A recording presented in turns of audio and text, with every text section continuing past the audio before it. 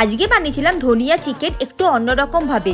রুটি পরোটার সাথে খেতে অসাধারণ লাগে। প্রথমে মিক্সি জারে ধনেপাতা, আদা, রসুন, কাঁচা লঙ্কা দিয়ে একটা পেস্ট বানিয়ে নিতে হবে। কড়াইতে তেল গরম করে তেজপাতা, দারচিনি, ছোটো এলাচ ফোড়নটাকে ভালো করে ভেজে পেঁয়াজটাকে দিয়ে দিতে হবে। পেঁয়াজটা ভাজা হয়ে যাওয়ার পর পেঁয়াজ বাটা দিয়ে ভালো করে পেঁয়াজটাকে ভেজে নিতে হবে।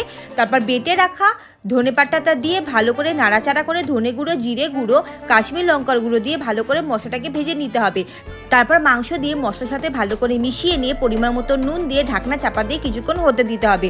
যখন ঢাকনা সরিয়ে দেবো কিছুটা সেদ্ধ হয়ে আসবে তখন দিয়ে দেবো আরও ধনেপাতা বাটা আর ফেটিয়ে রাখা টক দই দিয়ে ভালো করে মিশিয়ে নিয়ে 1 চামচ চিনি দিয়ে দিয়েছি, দিয়ে ভালো করে মিশিয়ে ঢাকনা চাপা দিয়ে হতে দেবো। ঢাকনা সরিয়ে যখন দেখবো মাংসটা সেদ্ধ হয়ে গেছে তখন গোলমরিচের গুঁড়ো, গরম মশলা গুঁড়ো আর কাসুরি মেথি দিয়ে নাড়াচাড়া করলেই হয়ে যাবে ধনিয়া চিকেন। অবশ্যই বাড়িতে বানিয়ে রুটি পরোটার সাথে খেয়েও কেমন হয়েছে কিন্তু জানাতে তোমরা একদম ভুলো না।